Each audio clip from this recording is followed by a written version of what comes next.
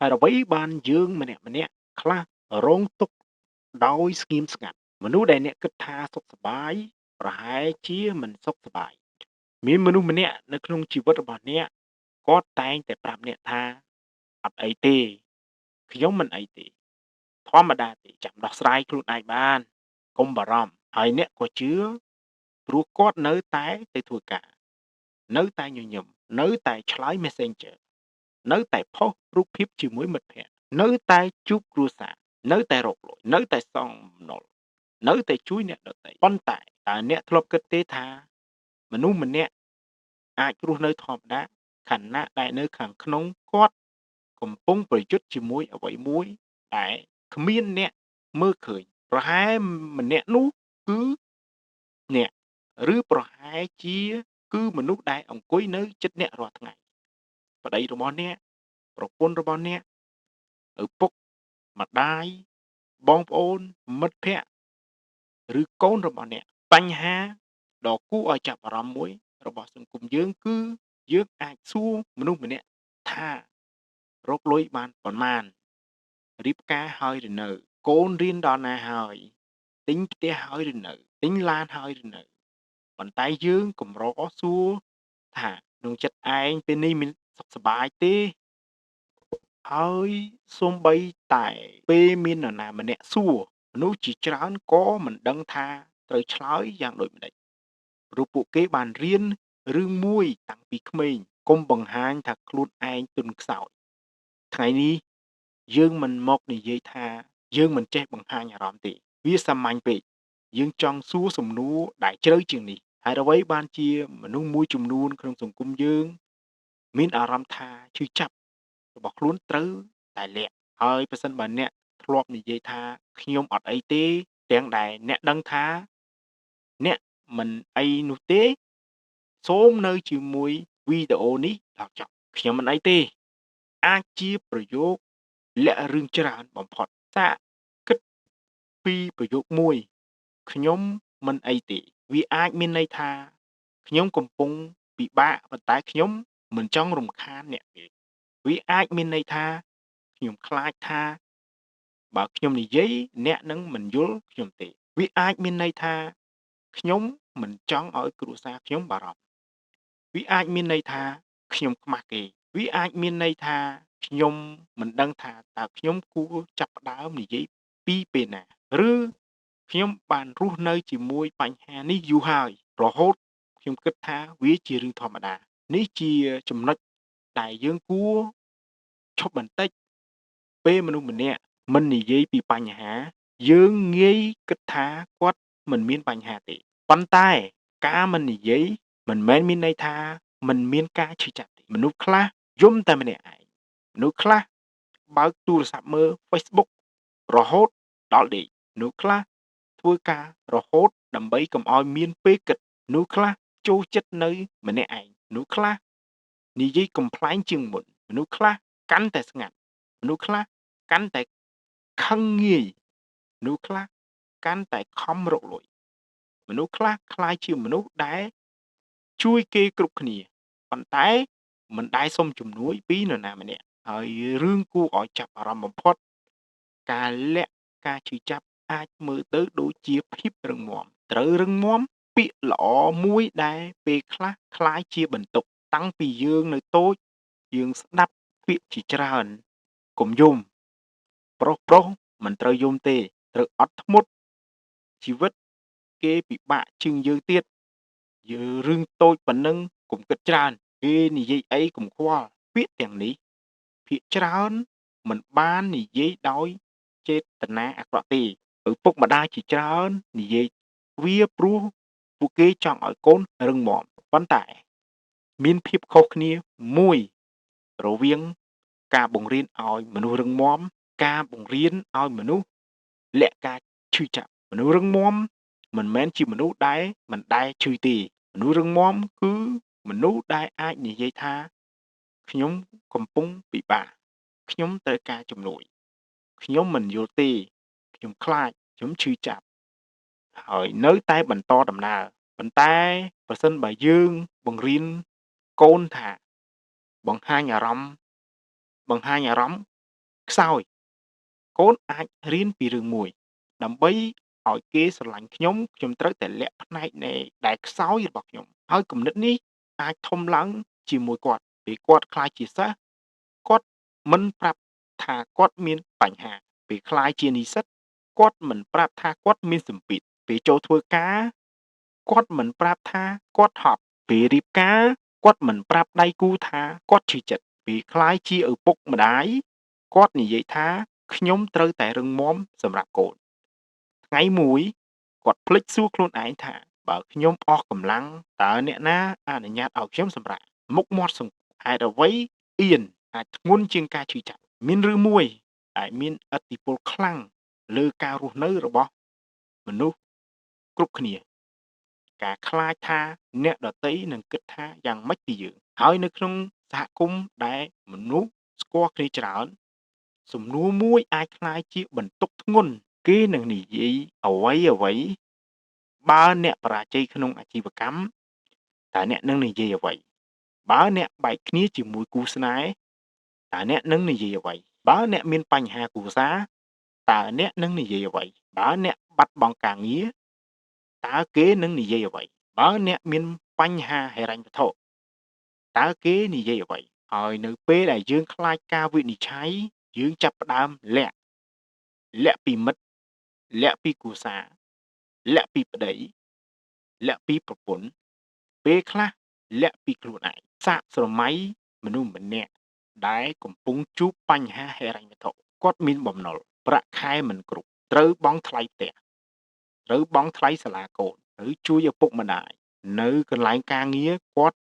នៅតែស្លៀកពាក់ស្អាត នៅ Facebook គាត់នៅតែបង្ហោះរូបភាពធម្មតា ពេលមិត្តសួរជីវិតម៉េចហើយ គាត់ញញឹមល្អណាស់ តែពេលត្រឡប់មកដល់ផ្ទះ គាត់បិទទ្វារ អង្គុយម្នាក់ឯង បើក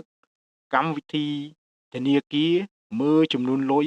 ហើយស្ងាត់ មិនមែនគាត់មិនចង់និយាយទេ គាត់អាចកំពុងគិតថា បើខ្ញុំប្រាប់គេថាខ្ញុំមានបំណុល គេនឹងមើលខ្ញុំខុសពីមុន នេះហើយជាបញ្ហារបស់ការរក្សាមុខ ពេលខ្លះយើងការពារមុខរបស់យើង រហូតដល់យើងបាត់បង់សុខសាន្តរបស់យើង មនុស្សប្រុសខ្លះត្រូវបានបង្រៀនឲ្យទ្រាំមុនពេលរៀននិយាយ យើងក៏ត្រូវនិយាយអំពីមនុស្សប្រុស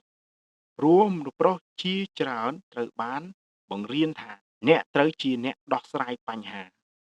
មិនមែនអ្នក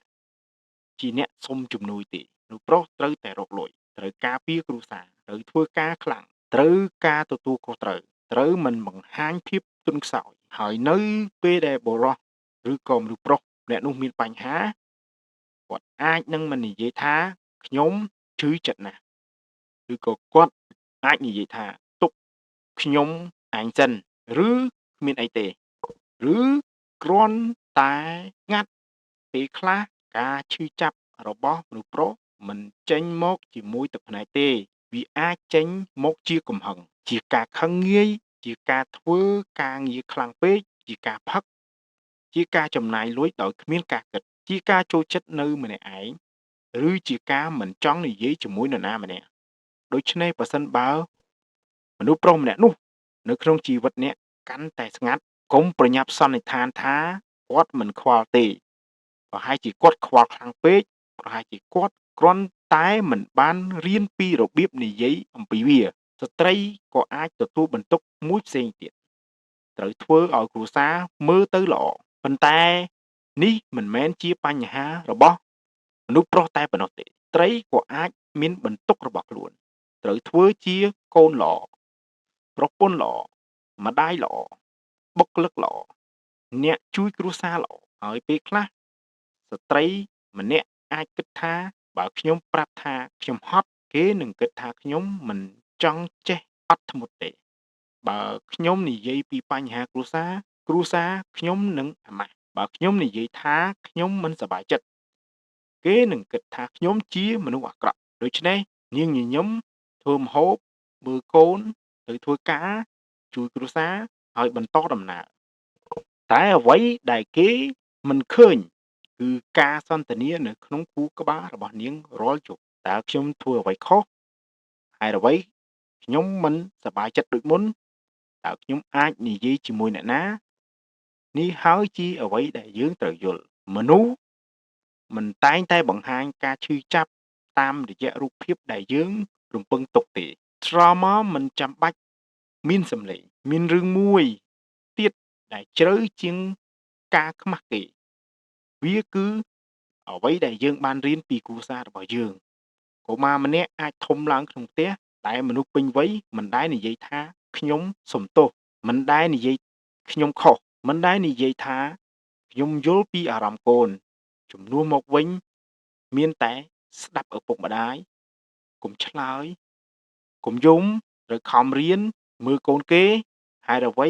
ឯងមិនដូចគេកុមារម្នាក់អាចមិនយល់ថាពាក្យទាំងនេះកំពុងបង្កើតអ្វីនៅក្នុងចិត្តរបស់គេប៉ុន្តែពេលគាត់ធំគាត់អាចក្លាយជាមនុស្សពេញវ័យដែលអាចដែលខ្លាចធ្វើខុសខ្លាចការរិះគន់ខ្លាចបរាជ័យខ្លាចធ្វើឲ្យអ្នកដទៃខកចិត្តត្រូវការយល់ព្រមពីអ្នកដទៃជានិច្ចហើយអ្វីដែលគួរឲ្យចាប់អារម្មណ៍គឺមនុស្សម្នាក់អាចមិនដឹងថាហេតុអ្វីខ្លួនឯងមានអារម្មណ៍បែបនេះព្រោះរបួសផ្លូវចិត្តមិនតែងតែមានស្នាមនៅលើស្បែកទេវាអាចរស់នៅក្នុង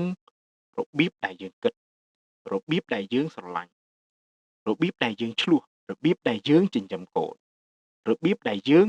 ប្រតិកម្មនៅពេលដែលមានអ្នករិះគន់ហើយពេលខ្លះ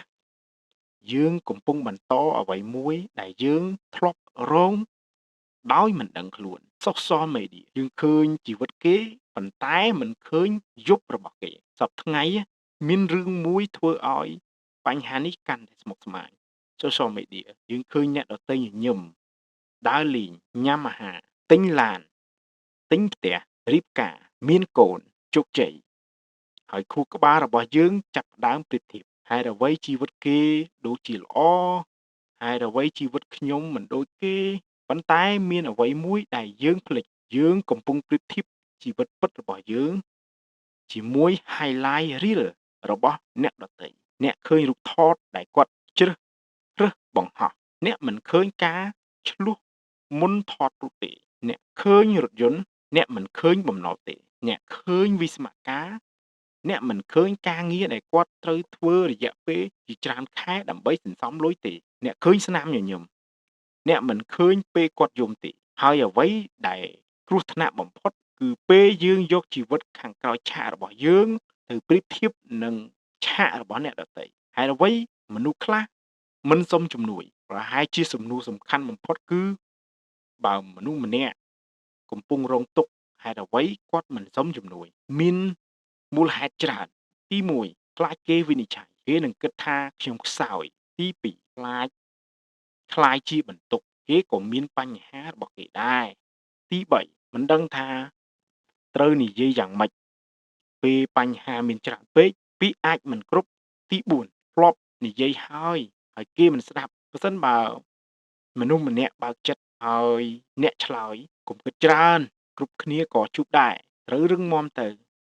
គាត់អាចនឹងមិនបើកចិត្តម្ដងទៀតហេតុផលទី6ហេតុផលទី5គឺគាត់ប្រហែលជាជឿថាខ្ញុំត្រូវដោះស្រាយវាដោយខ្លួនឯងហើយនេះជាផ្នត់គំនិតដែលគួរឲ្យខ្លាចព្រោះការរំពឹងផ្អែកលើខ្លួនឯងគឺជាគុណសម្បត្តិប៉ុន្តែការជឿថាខ្ញុំមិនអាចត្រូវការអ្នកណាម្នាក់បានទេអាចធ្វើឲ្យមនុស្សម្នាក់នៅតែម្នាក់ឯងជាមួយបញ្ហារបស់គេយូរពេកតើយើងអាចធ្វើអ្វីបានដូច្នេះតើយើងអាចផ្លាស់ប្ដូរ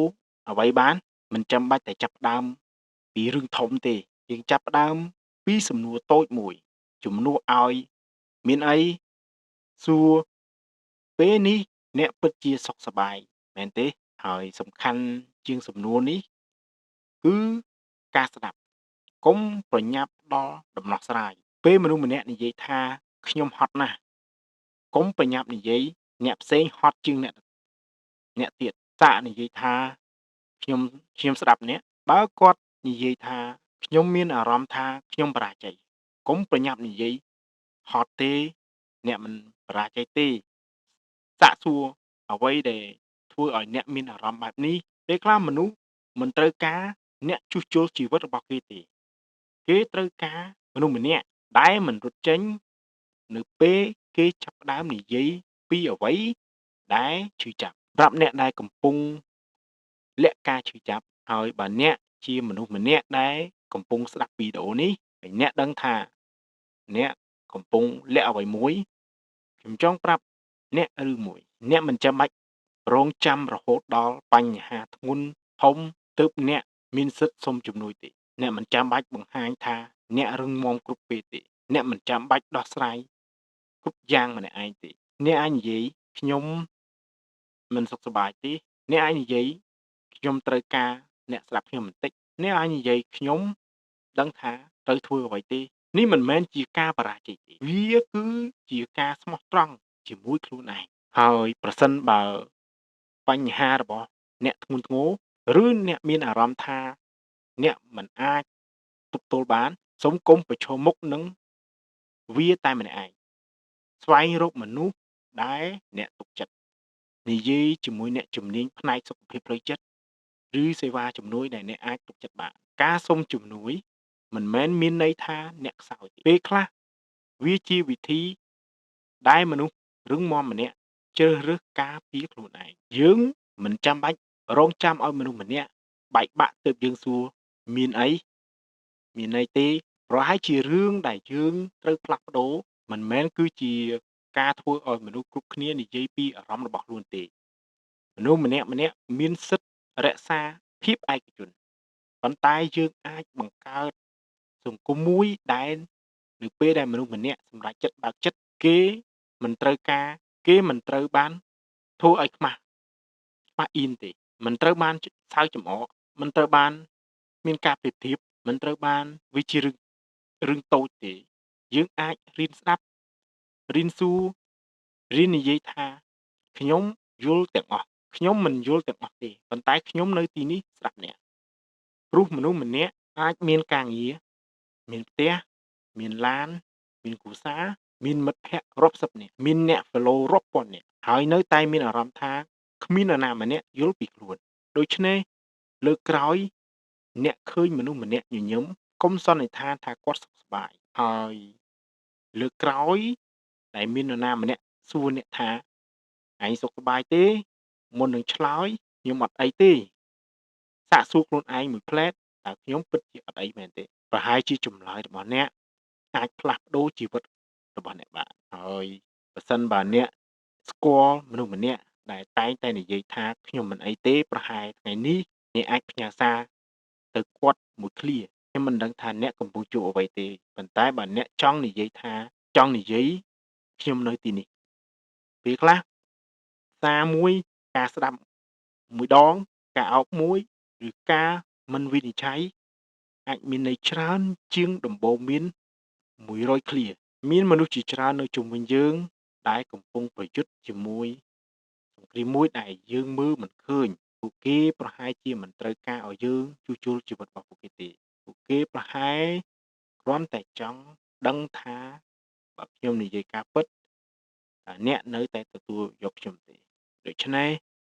សូមកុំឲ្យភាពស្ងៀមស្ងាត់របស់មនុស្សម្នាក់ក្លាយជាភស្តុតាងថាគាត់មិនមានបញ្ហាពេលខ្លះភាពស្ងៀមស្ងាត់គឺ